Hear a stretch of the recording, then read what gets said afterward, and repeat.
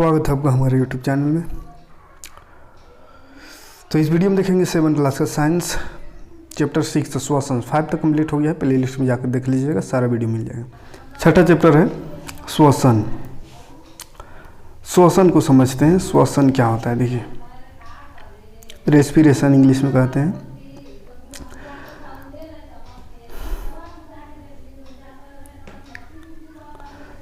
सोमिया अपने दादा दादी की अधीरता से प्रतीक्षा कर रही, जो 2 साल के बाद शहर आ रहे हैं।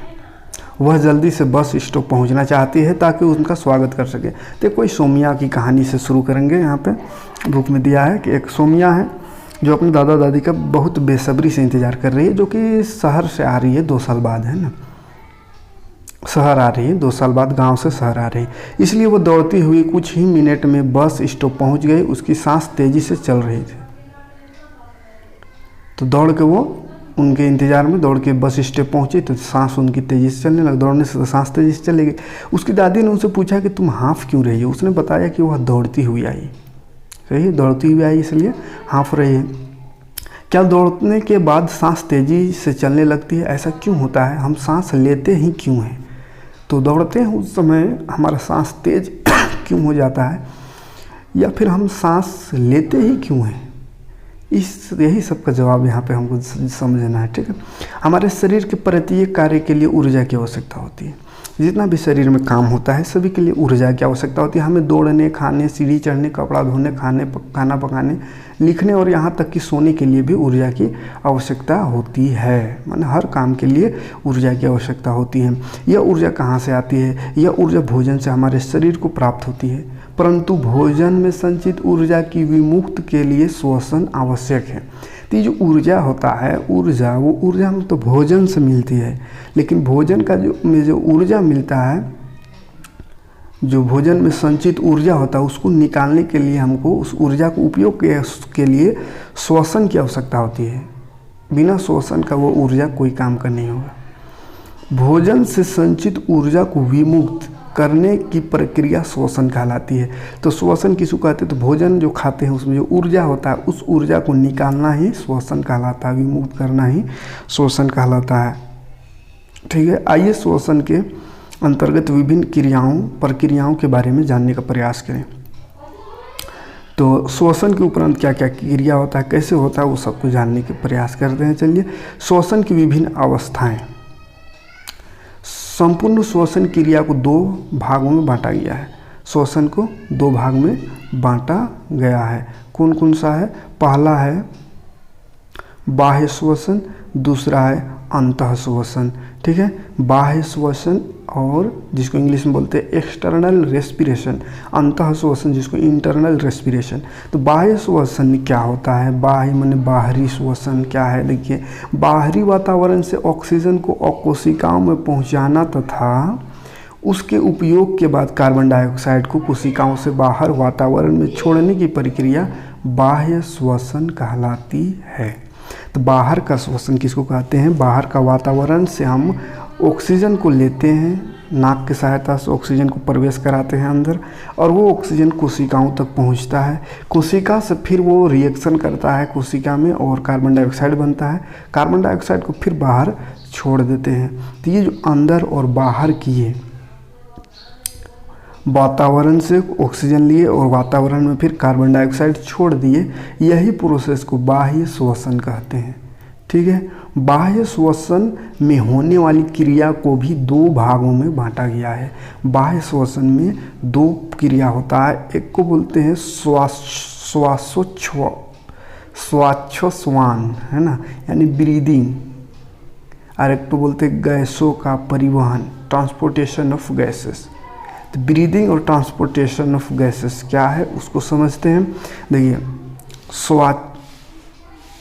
श्वासोच्छ्वास है ना, अजीब टाइप का हिंदी नाम है, श्वासोच्छ्वास, श्वासोच्छ्वास। हाँ, ब्रीदिंग समझिए, ब्रीदिंग इंग्लिश में आसानी से समझ में। सांस लेने तथा छोड़ने की क्रिया को ब्रीदिंग कहते हैं। ठीक है, सांस लेते हैं छोड़ते हैं, लेते हैं छोड़ते हैं, ये प्रोसेस हुई है ब्रीदिंग। श्वासोच्छ्वास द्वारा बाहरी वातावरण एवं श्वसन अंगों जैसे फेफड़ों के बीच गैस का आदान प्रदान होता है। अतः श्वासोच्छ्वास की क्रिया 2 चरणों में संपन्न होती है। तो इसमें 2 चरण में ये क्रिया संपन्न होता है। क्या होता है? श्वसन अंकुन फेफड़ा है ना, बाहरी वातावरण से श्वसन अंग जैसे फेफड़ा के बीच में गैस का आदान प्रदान होता है। पहले चरण में बाहर से वायु के साथ ऑक्सीजन श्वसन अंग में पहुंचाया जाता है। इसे प्रश्वास कहते हैं। इंस्पिरेशन किसको कहते हैं? जब बाहर का वातावरण से ऑक्सीजन को O2 को वायु के साथ, खाली ऑक्सीजन नहीं रहता, बाकी गैस भी रहता है, लेकिन उसी के साथ वायु के साथ ऑक्सीजन भी प्रवेश करता है फेफड़ा में, उसको बोलते हैं प्रश्वास। दूसरे चरण में क्या होता है? फेफड़ा से कार्बन डाइऑक्साइड को शरीर से बाहरी वातावरण में छोड़ दिया जाता है, निकाल दिया जाता है, उसको बोलते हैं उच्छ्वास, एक्सपीरेशन। इंस्पिरेशन और एक्सपीरेशन, ऑक्सीजन लिए जैसे ऐसा सांस अंदर किए तो उसको इंस्पिरेशन, फिर निकालते हैं, छोड़ देते हैं, निकल रहा है हवा कार्बन डाइऑक्साइड बाहर तो उसको उच्छ्वास। अंदर कर रहे हैं उसको प्रश्वास, निकाल रहे उसको उच्छ्वास। इंग्लिश में अंदर कर रहे हैं उसको रेस्पिरेशन, बाहर कर रहे हैं उसको एक्सपीरेशन। चलिए आगे बढ़ते हैं। अतः श्वासोच्छ्वास वह प्रक्रिया है जिसमें वातावरण से ऑक्सीजन मुक्त हवा प्रवास की क्रिया द्वारा शरीर के भीतर फेफड़ों में ली जाती है तथा कार्बन डाइऑक्साइड मिश्रित हवा को उच्छ्वास की प्रक्रिया द्वारा फेफड़ों से बाहर वातावरण में लौटा दी जाती है। तो ऑक्सीजन को लेते हैं, कार्बन डाइऑक्साइड को छोड़ते हैं, यही सारा प्रोसेस मिल करके कहलाता है श्वासोच्छ्वास, यानी कि ब्रीदिंग, सांस लेना। ठीक, आगे बढ़ते देख दूसरा नंबर में देखते हैं गैस का परिवहन, गैसों का परिवहन, ट्रांसपोर्टेशन ऑफ गैसेस। इस क्रिया के अंतर्गत ऑक्सीजन रक्त के माध्यम से कोशिकाओं में पहुंचता है।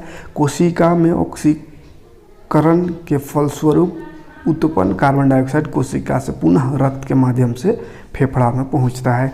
तो जो सांस को, हवा को जो हम अंदर लेते बाहर लेते वो तो समझ में आ गया, लेकिन मेन श्वसन क्या होता है? गैसों का परिवहन कहाँ से? फेफड़ा से होता है। फेफड़ा क्या करता है? फेफड़ा दोनों तरफ रहता है ऐसा, ये फेफड़ा थैला है, सिर्फ फेफड़ा में क्या है? थैला। ये फेफड़ा एक तरह का थैला है जिसमें वो गैस भरा हुआ है। यहाँ से गैस जाता है ब्लड की सहायता से पूरा शरीर में, रक्त की सहायता से पूरा शरीर में ऑक्सीजन पहुँचता है और पूरा शरीर की कोशिकाओं में पहुँच करके कोशिका में एक रिएक्शन होता है, ऑक्सीकरण जिसको बोलते हैं, जिसके फलस्वरूप कार्बन डाइऑक्साइड बनता है। ठीक है, कोशिका में क्या होता है? ये भोजन करते हैं, उससे हमको ग्लूकोज मिलता है, C6H12O6, ये ग्लूकोज का फॉर्मूला है। ये खाने से हमको ग्लूकोज मिलता है, सांस लिए उससे ऑक्सीजन मिलता है O2, यही दोनों मिल करके बना देता है कार्बन डाइऑक्साइड यानी CO2, H2O और उसके साथ साथ जल।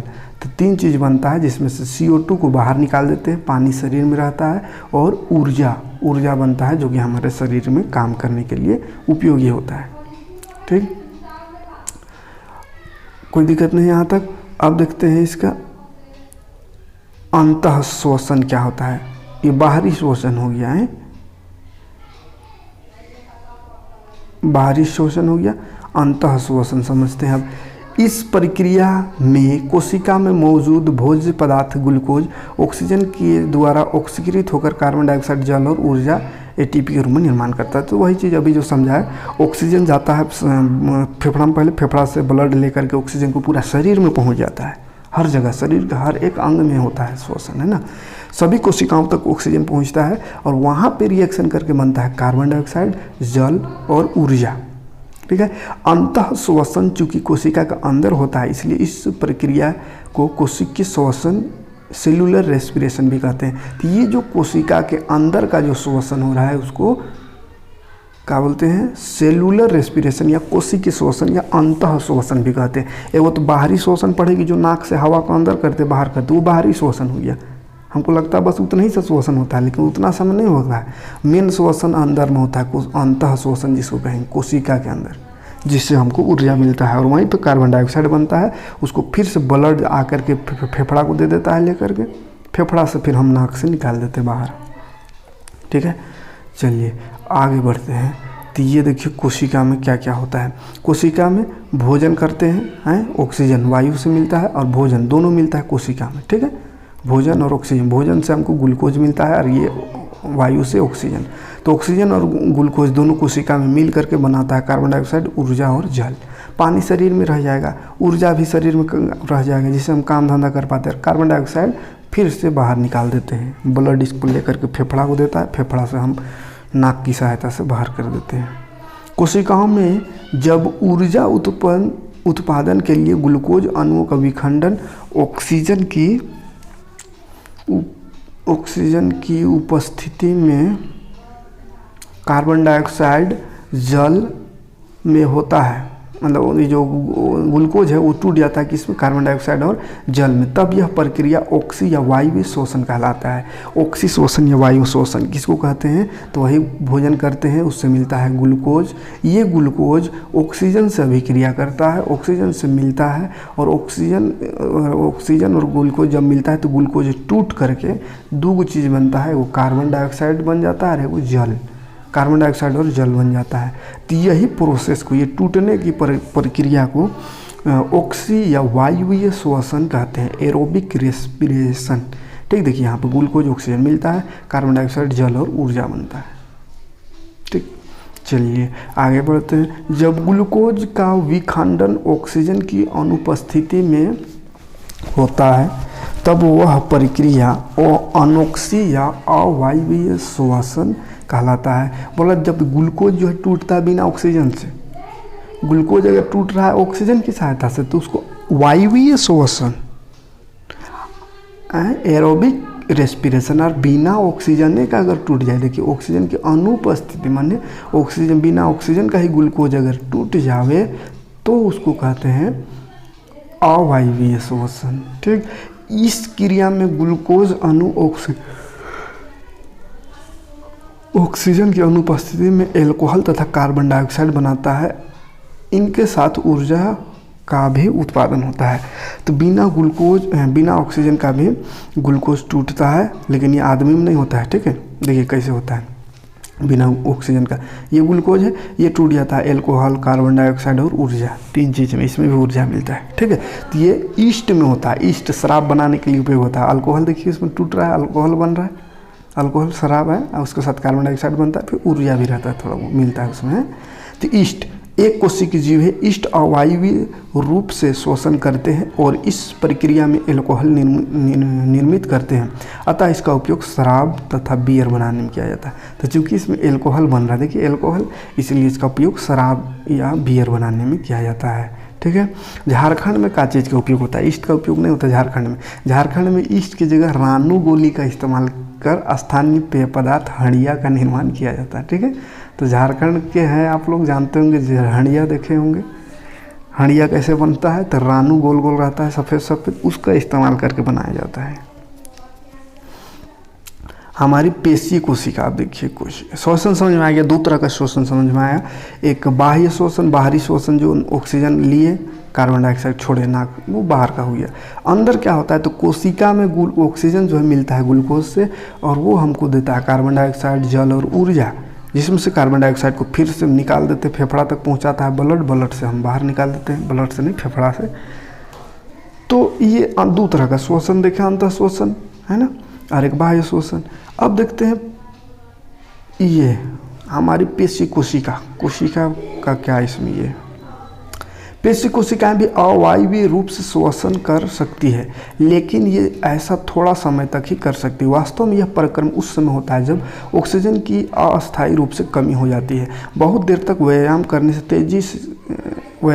तेजी से दौड़ने, कई घंटे टहलने, साइकिल चलाने अथवा भारी वजन उठाने से कई कार्यों के लिए अधिक ऊर्जा की आवश्यकता होती है। तो देखिए दौड़ने में, ये सब काम करने में कभी कभी बहुत ज़्यादा ऊर्जा की आवश्यकता होती है। तो क्या होता है, कह रहा है कि हमारा शरीर जो है ना, हमारा शरीर का पेशी मांस, वो भी कभी कभी अवायु यानी बिना अवायु की उपस्थिति में ही श्वसन की क्रिया कर लेती है। तो कब, जब यहाँ पे देखिए काम कर रहे हैं, दौड़ रहे हैं, थोड़ा साइकिल चला रहे हैं, बहुत ज़्यादा कई घंटा तक चल रहा है, मतलब थक गए एकदम, है ना, बहुत ज़्यादा, तब देखिए आगे। लेकिन ऊर्जा उत्पन्न करने के लिए हमारे शरीर को ऑक्सीजन की पूर्ति आपूर्ति सीमित होती है। ऐसी स्थितियों में पेशी कोशिका अवायु शोषण द्वारा ऊर्जा अतिरिक्त मांग को पूरा करता है। देखिए कभी कभी क्या है, शरीर बहुत ज़्यादा थक गया, दौड़ रहे थे, काम कर रहे हैं, वजन उठा रहे, किसी प्रकार बहुत ज़्यादा थक गया तो ऊर्जा की बहुत ज़्यादा खपत होगी। तो वैसे स्थिति में क्या होगा, ऑक्सीजन जाएगा तब ऊर्जा बनेगा, ये लेट हो जाता है तो उसमें बहुत ज़्यादा ऊर्जा की आवश्यकता होने लगती है। तो उस समय हमारे शरीर का जो पेशी मतलब मांस है वो ग्लूकोज बिना ऑक्सीजन का ही ग्लूकोज से ही ऑक्सीजन की उपस्थिति में ही दो ऊर्जा बनाने का प्रयास करता है। बिना ऑक्सीजन का ऊर्जा बनाने से क्या हो जाता है, लैक्टिक अम्ल बनता है और उसके साथ साथ ऊर्जा बनता है। ध्यान से समझिएगा, यहाँ पे ग्लूकोज जो भोजन किए थे उससे ग्लूकोज पहुँच गया है पूरा शरीर में, ऑक्सीजन की कमी हो गया, दौड़े तो बहुत ज़्यादा ऑक्सीजन की कमी हो गया, हांफने लगते हैं आदमी, है ना। तो ऑक्सीजन की कमी हुआ तो ग्लूकोज क्या किया, बिना ऑक्सीजन से, ऑक्सीजन मिलता है ग्लूकोज से तो बनता है कार्बन डाइऑक्साइड, जल और ऊर्जा। तो ये तो ठीक ठाक है ना। ये ऑक्सीजन मिला तो ये तीन चीज़ बना, लेकिन बिना ऑक्सीजन का ग्लूकोज टूट करके और बना देता है लैक्टिक अम्ल और ऊर्जा, मजबूरी में, है ना। ऑक्सीजन की कमी होने लगे, ऑक्सीजन कम होने लगता है तो जल्दी जल्दी बिना ऑक्सीजन का ग्लूकोज टूट के ऊर्जा और लैक्टिक अम्ल बनाने लगता है। इससे क्या होता है, लैक्टिक अम्ल जैसे बनता है तो शरीर में पूरा थकावन, एकदम पूरा शरीर ऐंठाने लगता है, थकावन पूरा महसूस होने लगता है, ठीक है, ऐंठन होने लगता है। तो क्या आपने कभी सोचा है कि अत्यधिक व्यायाम करने के बाद आपकी पेशियों में ऐंठन क्यों होता है? तो यही लैक्टिक अम्ल जो बन जाता है इसी के कारण ऐंठन होने लगता है। आया समझ में? तो लैक्टिक अम्ल कब बनता है, ग्लूकोज जब बिना ऑक्सीजन का ये टूट के और ऊर्जा हमको देने लगता है, तो ऊर्जा तो देता है, उसके साथ साथ लैक्टिक अम्ल भी बना देता है। ऐंठन तब आती है जब पेशी अवायवीय रूप से श्वसन करती है। इस प्रक्रम में ग्लूकोज के आंशिक विखंडन से लैक्टिक अम्ल और कार्बन डाइऑक्साइड बनते हैं। लैक्टिक अम्ल का संचयन पेशियों में ऐंठन उत्पन्न करता है, तो लैक्टिक अम्ल ही ऐंठन उत्पन्न करता है, ठीक है। परंतु इस ऐंठन से हमें आराम कैसे मिलती है, तो गर्म पानी से स्नान करने अथवा शरीर की मालिश करवाने से हमें ऐंठन से आराम मिलती है। गर्म पानी से नहाने से या मालिश करने से ऐंठन पूरा शरीर में हो जाए तो मालिश उलिश करवाते दबाने से क्या होता है, ठीक हो जाता है। क्या आप अनुमान लगा सकते हैं ऐसा क्यों होता है, क्यों ऐसा होता है? गर्म पानी या उसमें मालिश कराने से ऐंठन जो थकावट है दूर क्यों होता है? तो गर्म जल से स्नान अथवा शरीर में मालिश करने से रक्त का संचरण बढ़ जाता है, ब्लड का प्रेशर बढ़ जाता है, रक्त एकदम इधर उधर स्पीड हो जाता है। तो रक्त जितना जल्दी आएगा उतना जल्दी क्या होगा, ऑक्सीजन लेकर आएगा। रक्त ऐसे ना तो ऑक्सीजन लेकर आता है, तो ऑक्सीजन लेकर आएगा तो ऑक्सीजन की कमी धीरे धीरे खत्म हो जाएगी।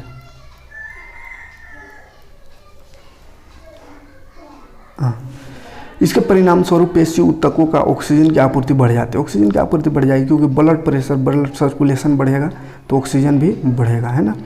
ऑक्सीजन की आपूर्ति बढ़ जाने से लैक्टिक अम्ल का कार्बन डाइऑक्साइड तथा जल में पूर्ण विखंडन हो जाता है। जैसे जैसे ऑक्सीजन बढ़ेगा वैसे जो लैक्टिक अम्ल बना था वो धीरे धीरे टूट करके कार्बन डाइऑक्साइड और जल बनने लगता है। कार्बन डाइऑक्साइड बन गया तो फिर कार्बन डाइऑक्साइड को बाहर निकाल देते हैं शरीर से, श्वसन से, जल तो शरीर में ही रहेगा, ठीक है। तो ऐंठन खत्म, लैक्टिक अम्ल खत्म तो थकावट, ऐंठन खत्म।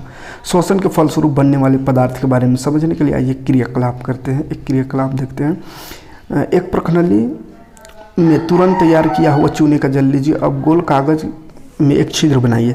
इस कागज से प्रखनली के मुंह में अच्छी तरह ढक दीजिए। कागज में छिद्र सहायता से एक स्ट्रॉ डाल दीजिए। अब अपने मुंह से स्ट्रॉ की मदद से चूने के जल में हवा दीजिए।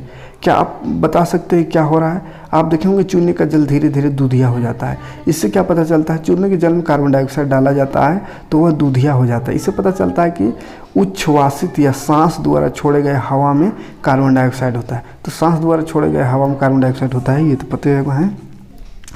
तो ये क्रियाकलाप से देखना था, मतलब चूना पानी में वो सब फूकेंगे, फूकने से क्या वो सफ़ेद एकदम दूधिया हो जाएगा, तो इससे पता चलता है कार्बन डाइऑक्साइड है। अधिक व्यायाम करने से श्वसन दर 25 बार प्रति मिनट तक बढ़ सकती है। अधिक व्यायाम करने से क्या होगा, श्वसन दर 25 बार प्रति मिनट 25 बार से बढ़ सकती है ना।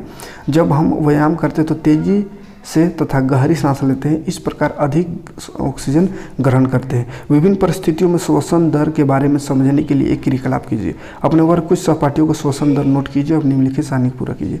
तो देखिए थकान में बहुत ज़्यादा एक्सरसाइज कर रहे हैं तो श्वसन दर जाहिर सी बात है बढ़ता है ना, हाँफने लगता है जल्दी जल्दी एकदम, ऐसे एकदम जल्दी जल्दी सांस लेने लगता है तो श्वसन दर बढ़ता है एकदम। क्या कि ऑक्सीजन की कमी, ऊर्जा की कमी होने लगती है, ऊर्जा की खपत बढ़ जाती है। तो ऊर्जा की जितना ज़्यादा खपत होगा उतना ज़्यादा ऊर्जा हमको सप्लाई चाहिए, और ऊर्जा बनता कैसे है? ऑक्सीजन से ही बनता है।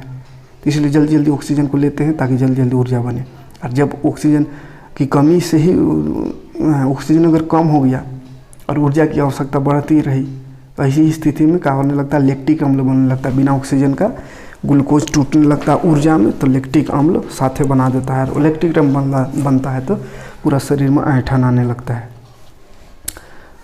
तो ये क्रियाकलाप आप देख लीजिए, अपने सहपाठी को नाम लिखना है और सामान्य स्थिति में देखना है कि उसका 1 मिनट में कई बार सांस ले रहा है ना, गिनना है। और 15 मिनट दौड़ने के बाद कितना है, चलने के बाद कितना, साइकिल चलाने के बाद कितना सांस ले रहा है, तो पता चलेगा। जितना ज़्यादा थकेगा उतना ज़्यादा वो सांस लेगा। ठीक है, हाँ तो चलिए वो सब ठीक है। अब आगे बढ़ते हैं, ये क्रियाकलाप पे भरल है खाली। उच्च श्वास क्रिया, इसको भी देख लेते हैं एक बार। एक गहरी सांस लीजिए, ऐसा लीजिए गहरा सांस, अपने हथेली की उदर पर रखिए, पेट पर रखना है। पेट की गति का अनुभव कीजिए। आप क्या पाते हैं? सांस लेने से पेट में देखिए क्या फूल रहा है, हाँ फूल रहा है। देखिए क्रियाकलाप कीजिए। श्वसन के दर वक्ष गुहा के माप में परिवर्तन होते हैं। आइए इस क्रियाकलाप में कक्षा में करके स्वयं अनुभव कीजिए। सांस जोर से लीजिए तो पेट फूल जाता है, मतलब वक्ष गुहा जो है फैल जाता है। गहरी सांस लेकर फीते से वक्ष का माप मापिए। फीता से नापना है कितना पेट फूल गया है। इस माप को नोट कीजिए। पुनः उच्च श्वास के बाद वक्ष का माप लीजिए। बताइए किस सहपाठी का वक्ष का विस्तार अधिकतम हुआ। तो किसी का एकदम बहुत पेट फूल जाएगा, ऐसा सांस लेगा, तो किसी का कम होगा। तो उसको नापना है वक्त के माप का श्वसन का प्रभाव। जब हम नथुनों नासा द्वार से नाक का छेदा से वायु अंदर लेते हैं तो वायु नथुना से नासा गुहा में चली जाती है। उसके बाद क्या होता है? फेफड़ा में चल जाता है।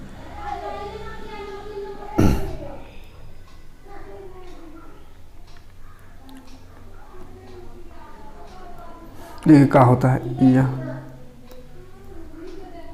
अच्छा पहले समझ लेते उसके बाद चित्र में समझाएंगे। नासा गुहा से वायु श्वास नाली से होकर हमारे फेफड़े में जाती है।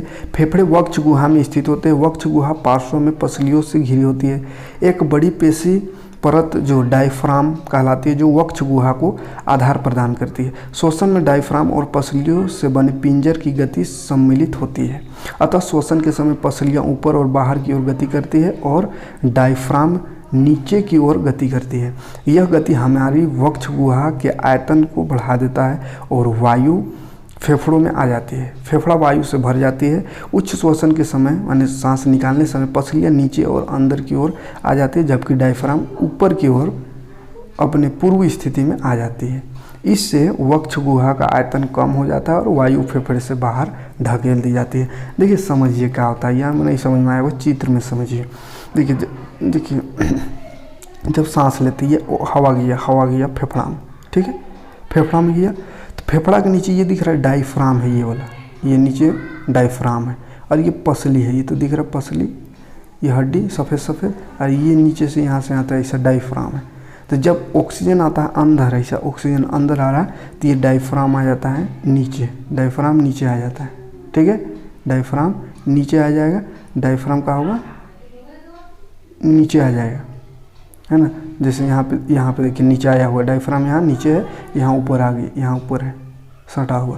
तो इसमें जब सांस लिए यहाँ पे लेने को दिखा रहा है, यहाँ से सांस ऑक्सीजन गया, ऑक्सीजन जैसे यहाँ फेफड़ा में गया तो फेफड़ा में ऑक्सीजन हवा भरा तो ये डायफ्राम नीचे आ गया। तो इसलिए ये जो भाई ये बढ़ जाता है, क्षेत्रफल यहाँ बढ़ जाता है, आयतन मतलब बढ़ जाता है।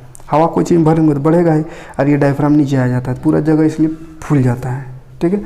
अब जैसे सांस बाहर की ये हवा बाहर करें, बाहर जैसे निकलेगा तो ये डायफ्राम देखिए, डायफ्राम के सहायता से बाहर निकले, डायफ्राम नीचे से धक्का देगा ये ऐसा ऊपर हचाक से, तो ये पचक जाएगा और हवा बाहर, ठीक है, दिख रहा है यहाँ पे, ये ऐसे धक्का मार रहा है ऊपर यहाँ तक पहुँच गया डायफ्राम, देखिए यहाँ तक डायफ्राम गया तो ये पचका, जैसे गुब्बारा को दबाएंगे और कहीं पे छेद है, नाक में छेद है तो छेद से हवा निकलेगा ही दबाएंगे तो वैसे इसमें देखिए डायफ्राम नीचे था, ऊपर धकेल दिया, ऊपर फेफड़ा में धकेल दिया फेफड़ा को, तो ये बाहर हवा जो था फेफड़ा में वो बाहर चला जाता है।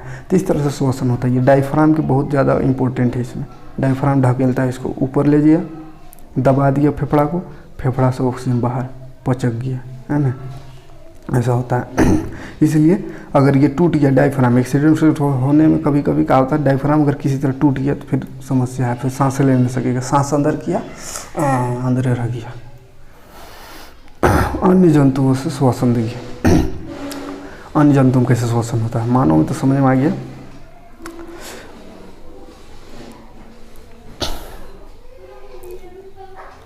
परंतु क्या आप जानते हैं कि केंचुआ, मछली, तिलचट्टा और टिड्डे आदि जंतु में फेफड़े नहीं होते, इस सब में फेफड़ा नहीं होता है ना, फिर भी ये कैसे श्वसन करते हैं, आइए इसके बारे में समझते हैं। केंचुआ सबसे पहले देखते हैं। केंचुआ जोकटी है, सांस कैसे लेता है। केंचुआ की त्वचा पतली और नम होती है, पतली और नम होती है। इनकी त्वचा में गैसों का आदान प्रदान आसानी से हो सकता है। यह आसानी से अपने पतली तथा नम त्वचा से ऑक्सीजन अवशोषित करती है। तो उसका चमड़ा बहुत पतला होता है, इसी से ऑक्सीजन अंदर आता है, कार्बन डाइऑक्साइड बाहर।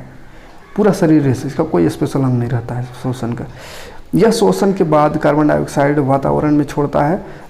एक इस प्रकार केंचुआ श्वसन क्रिया में अपने त्वचा द्वारा करता है, चमड़ा से ही अंदर चल जाता है, बाहर आ जाता है, कोनो इसमें और कोनो अंग नहीं है। ठीक, फेफड़ा में देखिए, मेंढक में क्या होता है, मेंढक स्थल और जल दोनों में रहता है।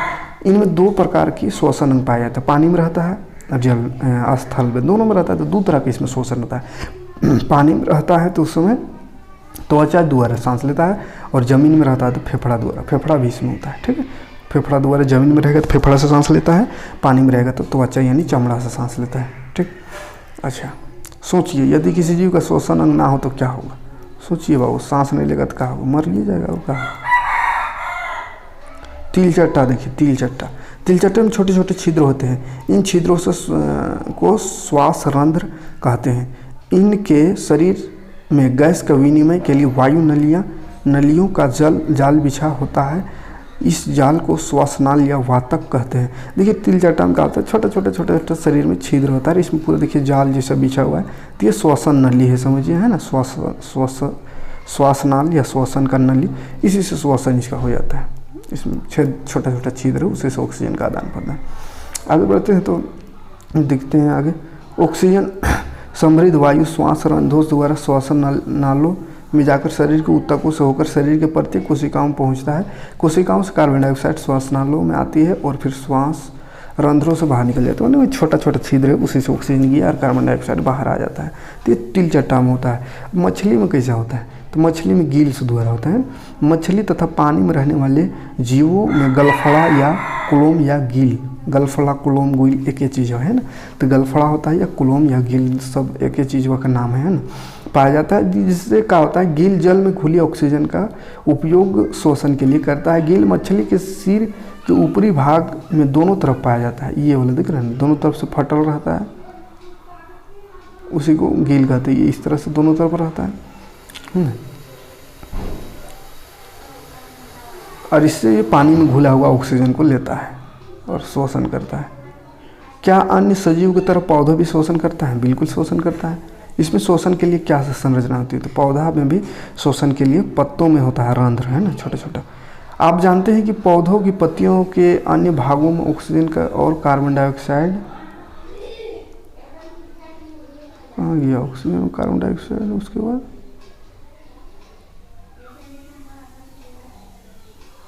चलिए पौधों में श्वसन यहाँ पे कार्बन डाइऑक्साइड का आदान प्रदान के लिए सूक्ष्म रंध्र होता है, छिद्र होता है। देखिए पत्तों में छोटा छोटा छिद्र होता है, पत्तों में छोटा छोटा छिद्र होता है जिसको रंध्र कहते हैं। उसी से पौधा का ऑक्सीजन और कार्बन डाइऑक्साइड का आदान प्रदान होता है। पौधा लेता क्या है, कार्बन डाइऑक्साइड, है ना, कार्बन डाइऑक्साइड लेता है, ऑक्सीजन छोड़ता है। रंध्र के द्वारा ये वायु से ऑक्सीजन अंदर लेते हैं तथा कार्बन डाइऑक्साइड निर्मुक्त करते हैं, मान बाहर छोड़ते हैं। इसको कोशिकाओं में भी अन्य जीवों की तरह ग्लूकोज का विखंडन कार्बन डाइऑक्साइड तथा जल में होता है। इस प्रकार इस अध्याय में आपने पढ़ा कि श्वसन का महत्वपूर्ण जैविक प्रक्रम है। श्वसन एक महत्वपूर्ण जैविक प्रक्रम है। सभी जीवों की आवश्यक ऊर्जा प्राप्त करने के लिए श्वसन की आवश्यकता होती है। ठीक, तो श्वसन को इस चैप्टर में हमने समझा। एक बार थोड़ा सा देख लेते हैं क्या क्या सीखे हमने, उसको थोड़ा सा देख लेते हैं। इसके बाद खत्म करेंगे। देखिए, सभी जीवों को जीवित रहने के लिए श्वसन की प्रक्रिया आवश्यक है। यह भोजन में संचित ऊर्जा को निर्मुक्त करता है, यानी कि भोजन से हम जो ऊर्जा जो मिलता है उस ऊर्जा का उपयोग करने के लिए उसको एक ऊर्जा का रूप समझिए देता है ना। भोजन करते उसमें कार्बोहाइड्रेट ग्लूकोज रहता है, उसको ऊर्जा बनाता है ऑक्सीजन। श्वसन द्वारा लिए गए ऑक्सीजन का उपयोग ग्लूकोज के विखंडन में किया जाता है। इस प्रक्रम में ऊर्जा मिलता है जिसको एटीपी के रूप में। एटीपी का फुल फॉर्म होता है adenosine triphosphate, adenosine triphosphate, adenosine triphosphate. Glucose का विखंडन जीव के कोशिकाओं में होता है जिसे कोशिकी श्वसन कहते हैं। जब भोजन का विखंडन ऑक्सीजन के उपयोग द्वारा होता है तो इसे वायवीय श्वसन कहते हैं। यदि यह विखंडन ऑक्सीजन की अनुपस्थिति में होता है तो उसको अवायवीय श्वसन कहते हैं।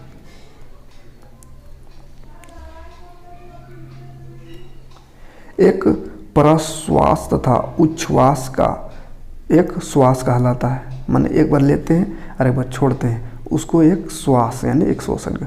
कोई व्यक्ति 1 मिनट में जितना बार श्वास लेता है वही उसका श्वसन दर कहलाता है। शारीरिक व्यायाम से श्वसन दर बढ़ जाती है, सही बात। मानव में श्वसन फेफड़ों द्वारा होता है, ठीक है। केंचुओं में गैसों का विनिमय उसके नम त्वचा के द्वारा होता है। मछली में श्वसन क्लोम या गिल्स द्वारा होता है। पत्तियों में गैसों का आदान प्रदान रंध्र के द्वारा होता है। पादप कोशिकाओं में ग्लूकोज का विखंडन जीवों की तरह ही होता है। तिलचट्टा में श्वास रंध्र द्वारा श्वसन होता है, रंध्र द्वारा, है ना। मेंढक में फेफड़ों तथा त्वचा दोनों द्वारा श्वसन होता है, ठीक। तो यही सारा चीज़ था इस चैप्टर में। तो उम्मीद है समझ में आया होगा। मिलते हैं नेक्स्ट वीडियो में इसका क्वेश्चन आंसर लेकर। Thanks for watching.